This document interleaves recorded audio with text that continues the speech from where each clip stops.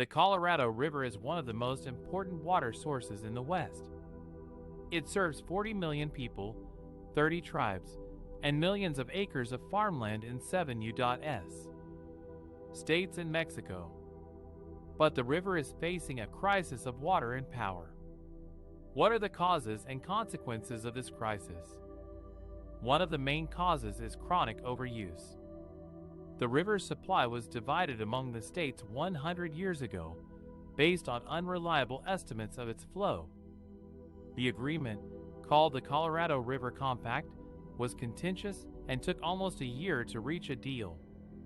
But it did not account for all the stakeholders, such as the fish, the ecosystem, and the Native Americans who were there before.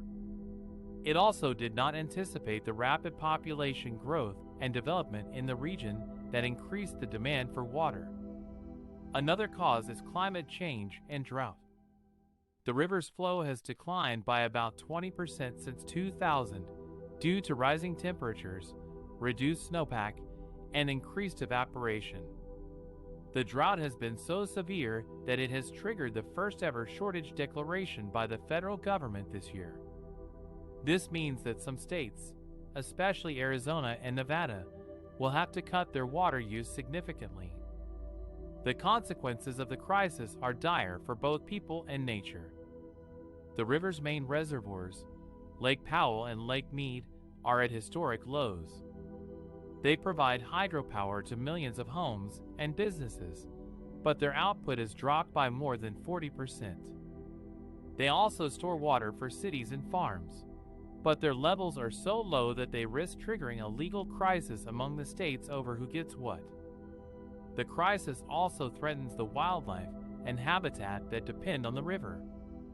The dams have altered the river's flow, blocked sediment that creates riparian habitat, and changed the temperature of the river. This has harmed many species, such as the endangered humpback chub, razorback sucker, Colorado pike minnow, and southwestern willow flycatcher. The river also supports a rich biodiversity of birds, mammals, reptiles, amphibians, and plants that are at risk from water scarcity and habitat loss. The Colorado River crisis is a complex and urgent problem that requires cooperation and innovation from all stakeholders. There are some efforts underway to address it, such as conservation programs, water banking, drought contingency plans, and tribal water rights settlements. But more action is needed to ensure that the river can sustain life in the West for generations to come.